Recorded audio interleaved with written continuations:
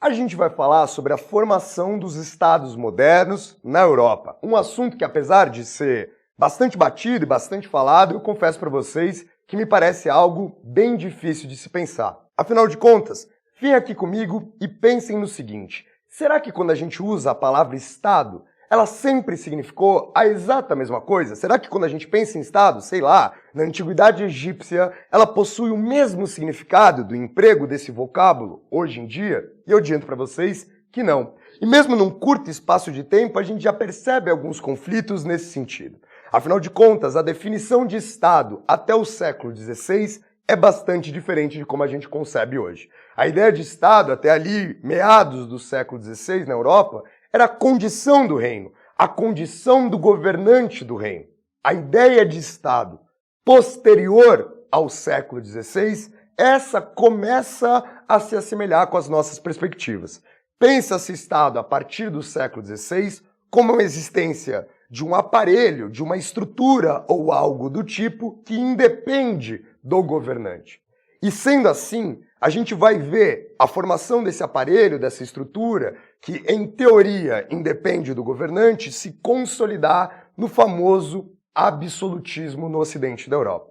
A ideia de absolutismo ela também é bastante problemática. Afinal, pela própria palavra absolutismo, dá uma sensação de que o absolutismo é alguém que detém o poder como um todo, detém o poder em absoluto. E muitas vezes se faz associação entre absolutismo e quantidade de poder. Só que isso não é bem assim desde aquela época. Afinal, um grande pensador francês chamado Étienne de la Boétie escreve um livro muito impactante, principalmente pensando a época que ele escreve, chamado Discursos sobre a Servidão Voluntária, em que ele levanta o seguinte questionamento: por que será que tantas pessoas obedecem a um só? Afinal de contas, se a gente de fato imaginar que o absolutismo é esse governo de alguém que detém o poder em absoluto e sozinho, por que tantos obedecem a essa única pessoa? Por que tantos obedecem a um só? Será que é porque ele tem força militar? Ora, se a gente pensar no poderio militar do século XVI, uma população raivosa facilmente venceria o rei.